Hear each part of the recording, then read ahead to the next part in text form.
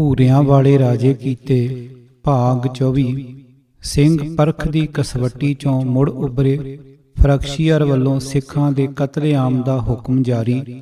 ਸੂਬੇਦਾਰਾਂ ਵੱਲੋਂ ਸਿੱਖਾਂ ਉੱਤੇ ਤਾਬੜ ਤੋੜ ਅਤਿਆਚਾਰ। ਸਿੱਖ ਪੰਜਾਬ ਦੇ ਪਿੰਡਾਂ ਤੇ ਮੈਦਾਨਾਂ ਚੋਂ ਅਲੋਪ ਹੋ ਗਏ ਅਤੇ ਸਿੰਘਾਂ ਤੇ ਹਕੂਮਤੀ ਜ਼ਬਰ ਦੀ ਅੱਤ। ਵਾਹਿਗੁਰੂ ਜੀ ਕਾ ਖਾਲਸਾ ਵਾਹਿਗੁਰੂ ਜੀ ਕੀ ਫਤਿਹ। ਬੰਦਾ ਸਿੰਘ ਨੂੰ ਬੜੀ ਬੇਰਹਿਮੀ ਤੇ ਬੇਦਰਦੀ ਨਾਲ ਪੁਰਜਾ ਕਰ ਦਿੱਤਾ ਗਿਆ। ਉਸ ਦਾ ਸ਼ੀਰਖੋਰਾ ਬੱਚਾ ਤਾਂ ਉਸ ਦੀਆਂ ਅੱਖਾਂ ਦੇ ਸਾਹਮਣੇ ਹੀ ਗੋਇਆ। ਬੰਦਾ ਸਿੰਘ ਦੇ 740 ਸਾਥੀ ਪਹਿਲਾਂ ਮਾਰ ਮੁਕਾਏ ਸਨ। ਫਰਖਸ਼ੀਅਰ ਨੇ ਸਮਝਿਆ ਕਿ ਸਿੱਖਾਂ ਦੀ ਜਹਾਨ ਚੋਂ ਜੜ ਪੁੱਟ ਦਿੱਤੀ ਹੈ ਤੇ ਹੁਣ ਕਿਸੇ ਪਾਸਿਓਂ ਕੋਈ ਖਤਰਾ ਨਹੀਂ। ਮਨ ਮਰਜ਼ੀ ਦਾ ਦਸਤੂਰ ਚੱਲੇਗਾ ਤੇ ਸੁੱਖ ਚੈਨ ਦੀ ਨੀਂਦ ਖੁਦਾਵੰਦ ਪਾਕ ਨੇ ਬਖਸ਼ਿਸ਼ ਕਰ ਦਿੱਤੀ ਹੈ। ਪਰ ਅੱਲਾਹ ਪਾਕ ਕਿਸੇ ਬਾਦਸ਼ਾਹ ਜਾਂ ਨੰਗ ਦੀ ਮਰਜ਼ੀ ਤੇ ਖਾਹਿਸ਼ ਦਾ ਪਾਬੰਦ ਨਹੀਂ। ਉਸ ਦੇ ਕਾਰ ਵਿਹਾਰ ਵਿੱਚ ਕਿਸੇ ਦੀ ਸਲਾਹ ਨਹੀਂ ਪੁੱਛੀ ਜਾਂਦੀ। ਉਸ ਦੇ ਭੇਤਾਂ ਨੂੰ ਇਨਸਾਨ ਦੀ ਤੁੱਛ ਬੁੱਧੀ ਸਮਝਣੋਂ ਅਸਮਰੱਥ ਹੈ। ਇਨਸਾਨ ਕੁਝ ਚਾਹੇ ਜਾਂ ਨਾ ਚਾਹੇ, ਹੁੰਦਾ ਉਹ ਹੈ ਜੋ ਰੱਬ ਚਾਹੇ। ਖਾਲਸਾ ਫਰਖਸ਼ੀਅਰ ਦੇ ਮਾਰਿਆਂ ਮਰਨ ਵਾਲਾ ਨਹੀਂ। ਹਰ ਕੌਮ ਨੂੰ ਆਪਣੇ ਪੁਰਖਿਆਂ ਦੀਆਂ ਘਾਲਾਂ, ਮਾਰਕਿਆਂ ਤੇ ਕੁਰਬਾਨੀਆਂ ਤੇ ਮਾਣ ਹੁੰਦਾ। ਆਉਣ ਵਾਲੀਆਂ ਪੀੜ੍ਹੀਆਂ ਦੇ ਖੂਨ ਨੂੰ ਪਹਿਲਿਆਂ ਦੀ ਉੱਚੀ ਕਾਰਕਰਦਗੀ ਹੀ ਜਿਉਣ ਜੋਗਾ ਕਰਦੀ ਹੈ ਤੇ ਉਹਨਾਂ ਨੂੰ ਉਸੇ ਰਾਹ ਤੇ ਚੱਲਣ ਲਈ ਸਾਹਸ, ਹੱਠ ਤੇ ਧੀਰਜ ਦਿਵਾਉਂਦੀ ਹੈ। 20ਵੀਂ ਸਦੀ ਦੇ ਇੱਕ ਉੱਘੇ ਮੁਸਲਮਾਨ ਸ਼ਾਇਰ ਨੇ ਸਨ 61 ਹਿਜਰੀ ਦੀ ਕਰਬਲਾ ਵਾਲੀ ਘਟਨਾ ਵੱਲ ਵੇਖਦਿਆਂ ਉਸ ਕੁਰਬਾਨੀ ਤੋਂ ਨਿਕਲਣ ਵਾਲੇ ਸਿੱਟਿਆਂ ਨੂੰ ਇੰਜ ਅੰਕਿਤ ਕੀਤਾ ਹੈ। ਇਸਲਾਮ ਜ਼ਿੰਦਾ ਹੋਤਾ ਹੈ ਹਰ ਕਰਬਲਾ ਕੇ ਬਾਅਦ। ਅਲਾਮਾ ਇਕਬਾਲ। ਭਾਵ ਇਹੋ ਜੀਆਂ ਕੁਰਬਾਨੀਆਂ ਕੌਮਾਂ ਵਿੱਚ ਨਵੀਂ ਰੂਹ ਫੂਕ ਦਿਆ ਕਰਦੀਆਂ ਹਨ। ਸੀਮਤ ਬੁੱਧੀ ਵਾਲੇ ਫਰਖਸ਼ੀਅਰ ਨੂੰ ਇਹ ਨਹੀਂ ਸੀ ਪਤਾ ਕਿ ਕਰਬਲਾ ਵਿੱਚ ਛੋਟੇ ਵੱਡੇ 72 ਜੀ ਜੋ ਹਜ਼ਰਤ ਹੁਸੈਨ ਦੇ ਖਾਨਦਾਨੀ ਸਨ ਅਤੇ ਇਹਨਾਂ ਵਿੱਚੋਂ ਸਾਰੇ ਸ਼ਹੀਦ ਨਹੀਂ ਸਨ ਹੋਏ ਪਰ ਇਸਲਾਮ ਨੂੰ ਜ਼ਿੰਦਾ ਕਰ ਗਏ, ਤਾਂ ਫਿਰ ਬੰਦਾ ਸਿੰਘ ਨਾਲ ਜੋ 740 ਸਿੰਘ ਦਿੱਲੀ ਵਿੱਚ ਕਤਲ ਕੀਤੇ ਗਏ ਅਤੇ 3000 ਬੇਗੁਨਾਹ ਫੜ ਕੇ ਉਹਨਾਂ ਦੇ ਸਿਰ ਵੱਢ ਨੇਜ਼ਿਆਂ ਉੱਤੇ ਟੰਗ ਕੇ ਦਿੱਲੀ ਲਿਆਂਦੇ ਗਏ ਸਨ, ਇਹਨਾਂ ਦਾ ਖੂਨ ਵੀ ਆਪਣਾ ਰੰਗ ਲਿਆਵੇਗਾ। ਉਤਲੀ ਪੰਕਤੀ ਦੇ ਬਰਾਬਰ ਇਹ ਵੀ ਚਟਾਨ ਵਰਗਾ ਤੱਤ ਹੈ। ਖਾਲਸਾ ਦੂਣਾ ਵਸਦਾ ਤੇ ਬਿਫਰਦਾ ਹੈ ਹਰ ਕਤਲੇਆਮ ਦੇ ਬਾਅਦ। ਹਰ ਕਤਲਾਮ ਖਾਲਸੇ ਨੂੰ ਪੁੱਠ ਦਿੰਦੀ ਹੈ। ਹਰ ਕਤਲੇਆਮ ਤੋਂ ਬਾਅਦ ਨਿਰਾਲੇ ਹੀ ਸਿੱਟੇ ਨਿਕਲੇ, ਇਤਿਹਾਸ ਗਵਾਹ ਹੈ। ਬੰਦਾ ਸਿੰਘ ਤੇ ਉਸ ਦੇ ਸਾਥੀ ਜੋ ਸਿੱਖ ਲਹਿਰ ਦੀ ਸੰਗਠਿਤ ਤੇ ਰਾਜਸੀ ਸ਼ਕਤੀ ਦੇ ਪ੍ਰਤੀਕ ਸਨ, ਉਹਨਾਂ ਨੂੰ ਖਤਮ ਕਰਵਾ ਕੇ ਬਾਦਸ਼ਾਹ ਦੇ ਢਿੱਡੋਂ ਸਿੱਖਾਂ ਦਾ ਡਰ ਨਹੀਂ ਨਿਕਲਿਆ। ਉਸ ਦਾ ਅੰਦਰ ਮੰਨਦਾ ਹੈ ਕਿ ਸਿੱਖ ਮਰੇ ਨਹੀਂ, ਇਹ ਫੇਰ ਉੱਠਣਗੇ। ਸਿੱਖਾਂ ਦੀ ਪੂਰੀ ਅਲਖ ਮਕਾਉਣ ਦੇ ਉਹ ਬੰਨ ਨੂੰ ਬਣਦਾ ਹੈ। ਫਰਖਸ਼ੀਅਰ ਵੱਲੋਂ ਸਿੱਖਾਂ ਦੇ ਕਤਲੇਆਮ ਦਾ ਹੁਕਮ ਜਾਰੀ।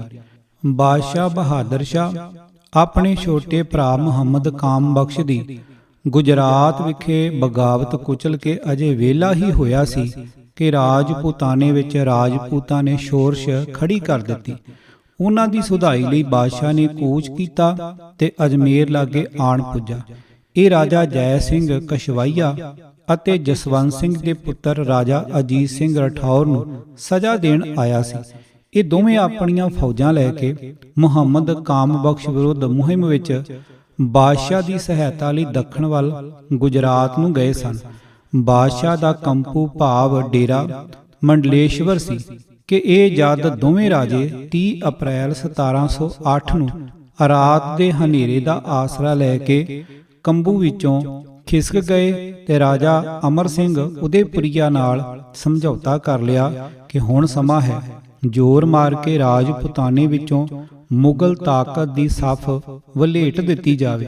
ਅਜਮੇਰੋਂ 30 ਕੋਹ ਪਿੱਛੇ ਨਦੀ ਬਾਂਸ ਦੇ ਕੰਢੇ ਡੰਡਵਾ ਸਰਾਏ ਵਿਖੇ ਬਾਦਸ਼ਾਹ ਦਾ ਲਸ਼ਕਰ ਆਣ ਉਤਰਿਆ। ਬਾਦਸ਼ਾਹ ਤੇ ਰਾਜਿਆਂ ਵਿੱਚ ਵਕਤੀ ਤੌਰ ਤੇ ਸੁਲ੍ਹਾ ਹੋ ਗਈ। ਇੱਥੋਂ ਰਵਾਨਾ ਹੋ ਕੇ 26 ਮਈ ਨੂੰ ਸ਼ਾਹੀ ਫੌਜ ਨੇ ਟੋਡਾ ਵਿਖੇ ਉਤਾਰਾ ਕੀਤਾ। ਇਸ ਜਗ੍ਹਾ ਪੰਜਾਬ ਬਾਰੇ ਸ਼ਾਹੀ ਅਖਬਾਰ ਨਵੀਸਾਂ ਵੱਲੋਂ ਭੇਜੀਆਂ ਖਬਰਾਂ ਪਾਤਸ਼ਾਹ ਨੂੰ ਮਿਲੀਆਂ ਕਿ ਬੰਦਾ ਸਿੰਘ ਦੀ ਅਗਵਾਈ ਥੱਲੇ ਸਿੱਖਾਂ ਨੇ ਪੰਜਾਬ ਵਿੱਚ ਮੁਗਲ ਪ੍ਰਸ਼ਾਸਨ ਦੇ ਵਿਰੁੱਧ ਬਗਾਵਤ ਕਰ ਦਿੱਤੀ ਹੈ।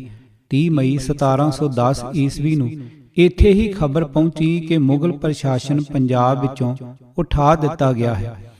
ਬਾਦਸ਼ਾਹ ਅਜਮੇਰ ਪਹੁੰਚ ਚੁੱਕਾ ਸੀ ਜਦ ਦਿੱਲੀੋਂ ਵਿਸ਼ੇਸ਼ ਬੇਨਤੀਆਂ ਆਈਆਂ ਕਿ ਹਜ਼ੂਰ ਪੰਜਾਬ ਦੇ ਹਾਲਾਤ ਵੱਲ ਫੌਰੀ ਧਿਆਨ ਦੇਣ।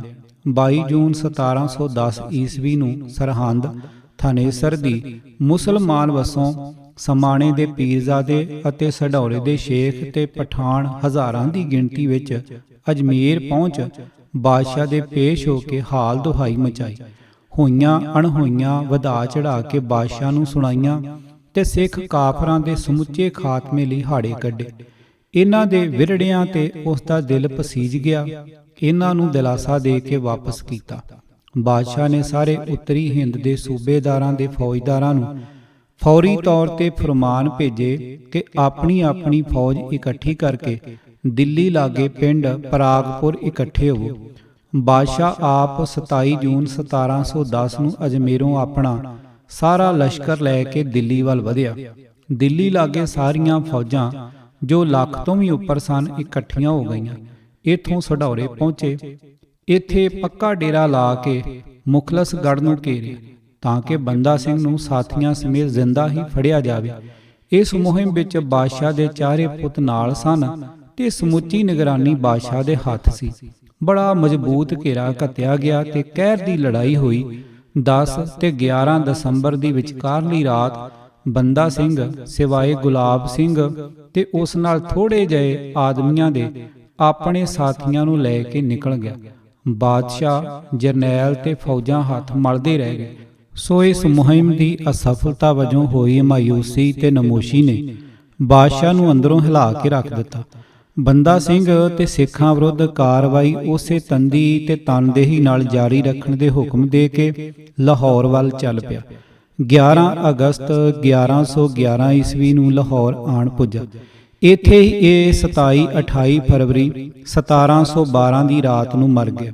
ਸਭ ਤੋਂ ਪਹਿਲਾਂ 10 ਦਸੰਬਰ 1710 ਨੂੰ ਇਸ ਬਹਾਦਰ ਸ਼ਾਹ ਨੇ ਔਰੰਗਜ਼ੇਬ ਦੀ ਮੌਤ ਪਿੱਛੋਂ ਤਖਤ ਹਾਸਲ ਕਰਨ ਲਈ, ਜਿਸ ਨੇ ਲੜਾਈ ਵੇਲੇ ਸਿੱਖਾਂ ਦੀ ਭਰਪੂਰ ਸਹਾਇਤਾ ਲਈ ਸੀ, ਉਹਨਾਂ ਸਿੱਖਾਂ ਦੇ ਕਤਲੇਆਮ ਦਾ ਫਰਮਾਨ ਜਾਰੀ ਕੀਤਾ। ਚੌਧਰੀਆਂ, ਲੰਬੜਦਾਰਾਂ, ਆਮਲਾ, ਮੁਖਬਰਾਂ ਵੱਧ ਚੜ ਕੇ ਪੁਲਿਸ ਤੇ ਫੌਜ ਦੀ ਸਹਾਇਤਾ ਕੀਤੀ ਤੇ ਸਿੱਖ ਕਤਲ ਹੁੰਦੇ ਰਹੇ। ਪਰ ਬੰਦਾ ਸਿੰਘ ਦਾ ਜਦ ਫਿਰ ਬਲ ਪੈ ਗਿਆ ਤਾਂ ਇਸ ਕਤਲਾਮ ਨੂੰ ਕੁਝ ਸਮੇਂ ਲਈ ਠੱਲੀ ਪੈ ਗਈ। ਸਿੱਖਾਂ ਨੇ ਉੱਪਰ ਦੱਸੇ ਸਰਕਾਰੀ ਸਹਾਇਕਾਂ, ਕਰਮਚਾਰੀਆਂ ਤੇ ਅਧਿਕਾਰੀਆਂ ਪਾਸੋਂ ਗਿਣ-ਗਿਣ ਬਦਲੇ ਲਏ। ਬੰਦਾ ਸਿੰਘ ਅਤੇ ਉਸ ਦੇ ਸਾਥੀਆਂ ਦੇ ਕਤਲ ਕੀਤੇ ਜਾਣ ਪਿੱਛੋਂ ਜੂਨ 1716 ਈਸਵੀ ਵਿੱਚ ਇੱਕ ਆਮ ਤੇ ਖੁੱਲ੍ਹਾ ਫਰਮਾਨ ਜਾਰੀ ਕਰ ਦਿੱਤਾ, ਜੋ ਮੁਗਲ ਰਾਜ ਦੇ ਹਰ ਹਿੱਸੇ ਵਿੱਚ ਲਾਗੂ ਕੀਤਾ ਗਿਆ। ਜਿੱਥੇ ਵੀ ਕੋਈ ਸਿੱਖ ਨਜ਼ਰ ਆਵੇ, ਫੜ ਲਿਆ ਜਾਵੇ। ਉਸ ਲਈ ਇੱਕ ਰਸਤਾ ਛੱਡ ਦਿਓ, ਇਸਲਾਮ ਜਾਂ ਮੌਤ। ਦੀਨ ਨਾ ਕਬੂਲੇ ਤਾਂ ਫੌਰਨ ਥਾਂ ਤੇ ਕਤਲ ਕਰ ਦਿੱਤਾ ਜਾਏ, ਜ਼ਰਾ ਵੀ ਢਿੱਲ ਨਾ ਕੀਤੀ ਜਾਏ। ਇਸ ਚੰਗੇ ਤੇ ਸਵਾਬ ਵਾਲੇ ਕੰਮ ਲਈ ਵੱਡੇ ਵੱਡੇ ਇਨਾਮਾਂ ਦੀ ਸੂਚੀ ਦਾ ਸਾਰੇ ਰਾਜ ਵਿੱਚ ਢੰਡੋਰਾ ਪਿਟਵਾਇਆ ਗਿਆ। ਸਿੱਖ ਦੇ ਸਿਰ ਦਾ 25 ਰੁਪਏ, ਜਿਉਂਦੇ ਫੜ ਕੇ ਪੇਸ਼ ਕਰੇ ਤਾਂ 100 ਰੁਪਏ ਇਨਾਮ ਸਰਕਾਰੀ ਖਜ਼ਾਨੇ ਵਿੱਚੋਂ ਮਿਲੇਗਾ। ਸਿੱਖ ਦਾ ਮਾਲ ਅਸਬਾਬ ਜਾਂ ਉਸ ਪਾਸੋਂ ਜੋ ਵੀ ਮਿਲੇ ਉਹ ਮਾਰਨ ਵਾਲੇ ਦਾ। ਉਹਨਾਂ ਦੀਆਂ ਖੂਬਸੂਰਤ ਲੜਕੀਆਂ ਨੂੰ ਕਨੀਜ਼ਾ ਲਾਉਣੀਆਂ ਤੇ ਔਰਤਾਂ ਨੂੰ ਦਾਸੀਆਂ ਬਣਾ ਲਿਆ ਜਾਵੇ। ਜੇ ਕੋਈ ਮੁਸਲਮਾਨ ਮਰੇ ਤਾਂ ਉਸ ਦੀ ਕਬਰ ਸਿੰਘਾਂ ਦੇ ਹਮਦਰਦ ਹਿੰਦੂ ਪੁੱਟਣ। ਬੇਗਾਰ ਲਈ ਚਮਿਆਰ ਦੀ ਥਾਂ ਹਿੰਦੂਆਂ ਅਤੇ ਜੋ ਫੜੇ ਹੋਏ ਸਿੱਖ ਆਉਣ ਉਹਨਾਂ ਤੋਂ ਲਾਇਆ ਜਾਏ। ਸੂਬੇਦਾਰਾਂ ਵੱਲੋਂ ਸਿੱਖਾਂ ਉੱਤੇ ਤਾਬੜਤੋੜ ਅਤਿਆਚਾਰ। ਸਿੱਖਾਂ ਦੀ ਕਤਲਾਮ ਦੇ ਸ਼ਾਹੀ ਫਰਮਾਨ ਨੂੰ ਸਰਹੰਦ, ਲਾਹੌਰ ਤੇ ਜੰਮੂ ਦੇ ਸੂਬੇਦਾਰਾਂ ਅੱਖਰ ਅੱਖਰ ਪੂਰਾ ਕੀਤਾ। ਬਾਦਸ਼ਾਹ ਦੀਆਂ ਨਜ਼ਰਾਂ ਵਿੱਚ ਚੰਗੇ ਬਣਨ ਲਈ, ਇੱਕ ਦੂਜੇ ਤੋਂ ਅੱਗੇ ਲੰਘਣ ਲਈ ਬੇਪਨਾਹ ਸਿੱਖਾਂ, ਔਰਤਾਂ, ਬੁੱਢੇ ਬੱਚਿਆਂ ਉੱਤੇ ਉਹ ਜ਼ੁਲਮ ਢਾਏ ਕਿ ਚੰਗੇਜ਼ ਤੇ ਹਲਾਕੂ ਵੀ ਆਪਣੀਆਂ ਕਬਰਾਂ ਵਿੱਚ ਕੰਬ ਉੱਠੇ। ਇਸ ਸਾਰੇ ਜ਼ੁਲਮੀ ਕਾਰੋਬਾਰ ਦਾ ਨਿਗਰਾਨ ਅਬਦੁਸ ਸਮਾਦ ਖਾਨ ਗਵਰਨਰ ਲਾਹੌਰ ਸੀ। ਇਸ ਨੇ ਹਰ ਪਿੰਡ ਦੇ ਨੰਬਰਦਾਰ ਪਾਸੋਂ ਲਿਖਤ ਕਰਾ ਲਈ ਕਿ ਉਹ ਕਿਸੇ ਸਿੱਖ ਨੂੰ ਪਿੰਡ ਵਿੱਚ ਵਸਣ ਨਹੀਂ ਦੇਣਗੇ। ਜੇ ਕੋਈ ਸਿੱਖ ਉਹਨਾਂ ਦੇ ਅੜਿੱਕੇ ਆ ਜਾਏ ਤਾਂ ਉਹ ਫੜ ਕੇ ਲਾਗੇ ਦੇ ਥਾਣੇ ਵਿੱਚ ਛੱਡ ਆਉਣਗੇ। ਜੋ ਉਹਨਾਂ ਦੇ ਕਾਬੂ ਨਾ ਆਵੇ ਤਾਂ ਉਹਨਾਂ ਦੀ ਮੌਜੂਦਗੀ ਦੀ ਖਬਰ ਸਰਕਾਰੀ ਅਫਸਰਾਂ ਨੂੰ ਦਿੱਤੀ ਜਾਏ। ਸੂਈਏ ਪਿੰਡੋਂ ਪਿੰਡ ਫਿਰ ਕੇ ਤਸਦੀਕ ਕਰਦੇ ਕਿ ਪਿੰਡਾਂ ਦੇ ਮੁਖੀ ਤੇ ਲੰਬੜਦਾਰ ਸਰਕਾਰੀ ਹੁਕਮਾਂ ਦੀ ਪੂਰੀ ਤਾਮੀਲ ਕਰਦੇ ਹਨ ਕਿ ਨਹੀਂ। ਸਥਾਨਕ ਮੁਖਬਰ ਵੀ ਰੱਖੇ ਹੋਏ ਸਨ ਜੋ ਖੁਫੀਆ ਤੌਰ ਤੇ ਥਾਣਿਆਂ ਅਤੇ ਫੌਜੀ ਚੌਂਕੀਆਂ ਵਿੱਚ ਇਤਲਾਹ ਦਿੰਦੇ। ਇਹਨਾਂ ਨੇ ਸਿੱਖਾਂ ਦੀ ਬਰਬਾਦੀ ਲਈ ਆਪਣੇ ਵੱਲੋਂ ਵੀ ਇਨਾਮ ਦੀਆਂ ਰਕਮਾਂ ਨਿਯਤ ਕੀਤੀਆਂ ਹੋਈਆਂ ਸਨ। ਜਿਵੇਂ ਸਿੱਖ ਦੀ ਮੌਜੂਦਗੀ 10 ਪਾਉਣ ਵਾਲੇ ਨੂੰ 10 ਰੁਪਏ, ਸਿੱਖ ਨੂੰ ਵਿਖਾਉਣ ਵਾਲੇ ਨੂੰ 20 ਰੁਪਏ, ਜੋ ਸਿੱਖ ਨੂੰ ਫੜਾਉਣ ਵਿੱਚ ਸਹਾਇਤਾ ਕਰੇ ਉਸ ਨੂੰ 40 ਰੁਪਏ ਤੇ ਜਿਹੜਾ ਸਿੱਖ ਦਾ ਸਿਰ ਵੱਢ ਕੇ ਲੈ ਆਵੇ ਉਸ ਨੂੰ 80 ਰੁਪਏ। ਔਰੰਗਜ਼ੇਬ ਦੇ ਸਮੇਂ ਤੋਂ ਹੀ ਹਿੰਦੂਆਂ ਨੂੰ ਅਤੇ ਵਿਸ਼ੇਸ਼ ਕਰਕੇ ਸਿੱਖਾਂ ਨੂੰ ਚਫੇਰਿਓਂ ਜਿੱਚ ਕਰਕੇ ਇਸਲਾਮ ਦੇ ਘੇਰੇ ਵਿੱਚ ਲਿਆਉਣ ਦੇ ਯਤਨ ਕੀਤੇ ਜਾਂਦੇ ਸਨ। ਕੱਟੜ ਕੱਠ ਮੁੱਲਿਆਂ ਦੀ ਤਾਂ ਅਸਲੋਂ ਚੜ੍ਹ ਮੱਚੀ ਰਹਿੰਦੀ। ਬਹਾਦਰ ਸ਼ਾਹ ਫਰਖਸ਼ੀਅਰ ਤੇ ਜ਼ਕਰੀਆ ਖਾਨ ਵੇਲੇ ਤਾਂ ਮੂਲੋਂ ਹੀ ਅੱਤ ਹੋ ਗਈ ਸੀ। ਉਹਨਾਂ ਦਿਨਾਂ ਵਿੱਚ ਪੀਣ ਵਾਲਾ ਪਾਣੀ ਭਰਨ ਲਈ ਹਿੰਦੂ ਸਿੱਖਾਂ ਤੇ ਮੁਸਲਮਾਨਾਂ ਦੇ ਅੱਡ-ਅੱਡ ਆਪਣੇ ਖੂਹ ਹੁੰਦੇ ਸਨ। ਹਿੰਦੂਆਂ ਸਿੱਖਾਂ ਦੇ ਖੂਹਾਂ ਵਿੱਚ ਮਿੱਥ ਕੇ ਜ਼ਿਬਾ ਕੀਤੀਆਂ ਗਊਆਂ ਦੀਆਂ ਆਂਦਰਾਂ ਹੱਡੀਆਂ ਆਦਿ ਸੁੱਟ ਦਿੱਤੀਆਂ ਜਾਂਦੀਆਂ ਤਾਂ ਕਿ ਮਜਬੂਰ ਹੋ ਕੇ ਮੁਸਲਮਾਨਾਂ ਵਾਲੇ ਖੂਹਾਂ ਤੋਂ ਪਾਣੀ ਭਰਨ, ਜਿੱਥੇ ਚਮੜੇ ਦਾ ਬੋਕ ਚੱਲਦਾ ਸੀ ਤੇ ਜਿਸ ਦੀ ਧਾਰਮਿਕ ਪੱਖੋਂ ਉਹਨਾਂ ਨੂੰ ਮਨਾਹੀ ਸੀ। ਖੁੱਲ੍ਹੇ ਤੌਰ ਤੇ ਹਿੰਦੂ ਮੁਹੱਲਿਆਂ ਵਿੱਚ ਜਾਣ ਬੁੱਝ ਕੇ ਹਿੰਦੂ ਦਿਨ ਦਿਹਾੜਾਂ ਵੇਲੇ ਗਾਵਾਂ ਵੱਛੇ ਵੱਛੀਆਂ ਹਲਾਲ ਕੀਤੇ ਜਾਂਦੇ। ਜਿੱਥੇ ਮੁਸਲਮਾਨਾਂ ਦਾ ਜ਼ਿਆਦਾ ਜ਼ੋਰ ਹੁੰਦਾ ਉਹ ਹਿੰਦੂਆਂ ਨੂੰ ਮਜਬੂਰ ਕਰਦੇ ਕਿ ਉਹ ਗਾਂ ਜਾਂ ਵਹਿੜ ਜੂੜ ਕੇ ਢਾਹ ਕੇ ਕਾਬੂ ਕਰਨ ਤੇ ਛੁਰੀ ਕਸਾਈ ਜਾਂ ਕੋਈ ਦੂਜਾ ਮੁਸਲਮਾਨ ਫੇਰਦਾ। ਮੁਸਲਮਾਨੀ ਰਾਜ ਗੈਰ ਮੁਸਲਮਾਨਾਂ ਵਾਸਤੇ ਨਰਕ ਦੇ ਨਿਆਈ ਸੀ। ਹਰ ਪਾਸਿਓਂ ਬੇਪਤੀ, ਦੁਰੇ ਲੁੱਟ ਖਸੁੱਟ, ਧਾਰਮਿਕ ਰਹੁ ਰੀਤਾਂ ਜਾਂ ਵੱਡੇ ਤਿਉਹਾਰ ਕੀ ਮਜਾਲ ਕੋਈ ਮਨਾ ਸਕੇ। ਇੱਜ਼ਤ ਆਬਰੂ ਹਰ ਵੇਲੇ ਖਤਰੇ ਵਿੱਚ। ਇਸੇ ਦੁੱਖੋਂ ਮਜਬੂਰ ਹੋ ਕੇ ਲੋਕ ਛੋਟੀ ਉਮਰ ਵਿੱਚ ਹੀ ਬੱਚੀਆਂ ਦੀਆਂ ਸ਼ਾਦੀਆਂ ਕਰ ਦਿੰਦੇ। ਜ਼ੇਵਰ ਪਾਉਣਾ ਤਾਂ ਇੱਕ ਪਾਸੇ, ਕੋਈ ਚੱਜ ਦਾ ਲੀੜਾ ਕੱਪੜਾ ਵੀ ਨਹੀਂ ਸੀ ਪਾ ਸਕਦਾ। ਚੰਗਾ ਸੋਹਣਾ ਪਸ਼ੂ ਡੰਗਰ, ਖਾਸ ਕਰਕੇ ਘੋੜਾ ਘੋੜੀ ਵੇਖਦਿਆਂ ਜਾਂ ਦੱਸ ਪੈਂਦਿਆਂ ਸਾਰ ਖੋਹ ਲੈਂਦੇ। ਜੇ ਕਿਸੇ ਜ਼ੁਲਮ ਜ਼ਬਰ ਦੀ ਫਰਿਆਦ ਕਾਜ਼ੀ ਦੀ ਅਦਾਲਤ ਵਿੱਚ ਜਾਂਦੀ, ਹਿੰਦੂ ਦਾ ਪੱਖ ਭਾਵੇਂ ਕਿੰਨਾ ਸੱਚਾ ਤੇ ਭਾਰਾ ਹੁੰਦਾ, ਜੇ ਦਾਅਵਾ ਮੁਸਲਮਾਨ ਤੇ ਹੁੰਦਾ ਤਾਂ ਇਹ ਗੱਲ ਅਟਲ ਸੀ ਕਿ ਫੈਸਲਾ ਮਜ਼ਲੂਮ ਹਿੰਦੂ ਦੇ ਉਲਟ ਤੇ ਮੁਸਲਮਾਨ ਦੇ ਹੱਕ ਵਿੱਚ ਜਾਂਦਾ। ਜ਼ੁਲਮ ਜ਼ਬਰ ਦਾ ਇਹੋ ਜਿਹਾ ਜ਼ੋਰ ਸੀ ਕਿ ਕੋਈ ਉੱਚੀ ਨਾ ਰੋ ਸਕਦਾ ਨਾ ਹੌਕਾ ਲੈ ਸਕਦਾ। ਇਹ ਸੀ ਸੱਚਾ ਸੁੱਚਾ ਢੰਗ ਇਸਲਾਮ ਦੇ ਵਾਧੇ ਦਾ। ਗੈਰ ਮੁਸਲਮਾਨਾਂ ਉੱਤੇ ਹਰ ਤਰ੍ਹਾਂ ਦੀ ਤਿਆਦੀ ਸਖਤੀ, ਉਹਨਾਂ ਤੋਂ ਲੁੱਟ ਖੋਹ ਦਾ ਮੋਮਨ ਦੇ ਪੌਂ 12 ਸਨ। ਦੁਨਿਆਵੀ ਮਾਲ ਦੌਲਤ ਹੱਥ ਆਉਂਦਾ, ਲੌਂਡੀਆਂ ਦਾਸੀਆਂ ਤੇ ਗੁਲਾਮ ਦਸਤਯਾਬ ਹੁੰਦੇ। ਇਸਲਾਮ ਦੇ ਵਾਧੇ ਨਾਲ ਜਦ ਹਿੰਦੂਆਂ ਦਾ ਹੱਥ ਟੁੱਟ ਜਾਂਦਾ ਤੇ ਉਹ ਧਰਮ ਹਾਰ ਕੇ ਦੀਨ ਕਬੂਲ ਲੈਂਦੇ, ਇਸਲਾਮ ਦਾ ਵਾਧਾ ਹੀ ਵਾਧਾ। ਮੋਮਨਾਂ ਨੂੰ ਬੇਓੜਕ ਸਵਾਬ, ਪੁੰਨ ਤੇ ਜੰਨਤ ਦੇ ਦਰਵਾਜ਼ੇ ਖੁੱਲੇ। 70 ਹੂਰਾਂ ਅਤੇ ਖੂਬਸੂਰਤ ਲੌਂਡੇ ਕਿੱਡਾ ਲਾਭਦਾਇਕ ਸੌਦਾ ਹੈ। ਕਿਸੇ ਹਿੰਦੂ ਸਿੱਖ ਨੂੰ ਮਾਰ ਲਵੋ ਜਾਂ ਮੁਸਲਮਾਨ ਬਣਾ ਲਵੋ, ਉਤਲੀਆਂ ਨਫਾ ਬਖਸ਼ ਰਾਇਤਾਂ ਦਾ ਪੱਕਾ ਪਟਾ ਮੋਮਨ ਦੇ ਨਾਮ। ਪਾਠਕ ਆਪ ਹੀ ਅਨੁਭਵ ਕਰ ਲੈਣ ਕਿ ਉਸ ਵੇਲੇ ਹਿੰਦੁਸਤਾਨ ਦੇ ਖਾਸ ਕਰ ਪੰਜਾਬ ਵਿੱਚ ਕਿਸ ਕਿਸਮ ਦੀ ਹਨੇਰਗਰਦੀ ਹੋਵੇਗੀ। ਸਿੱਖ ਪੰਜਾਬ ਦੇ ਪਿੰਡਾਂ ਤੇ ਮੈਦਾਨਾਂ ਚੋਂ ਅਲੋਪ ਹੋ ਗਏ। ਬੰਦਾ ਸਿੰਘ ਦੇ ਸ਼ਹੀਦ ਹੋ ਜਾਣ ਪਿੱਛੋਂ ਕੋਈ ਐਸਾ ਤਕੜਾ ਸਿੱਖ ਆਗੂ ਨਾ ਰਿਹਾ ਜੋ ਸਿੱਖਾਂ ਦੀ ਖਿਲਰੀ ਪੁਲਰੀ ਸ਼ਕਤੀ ਨੂੰ ਮੁੜ ਸੰਗਠਿਤ ਕਰਕੇ ਹਕੂਮਤ ਦੇ ਜ਼ੁਲਮ ਜ਼ਬਰ ਵਿਰੁੱਧ ਲਾਮਬੰਦ ਕਰ ਸਕੇ।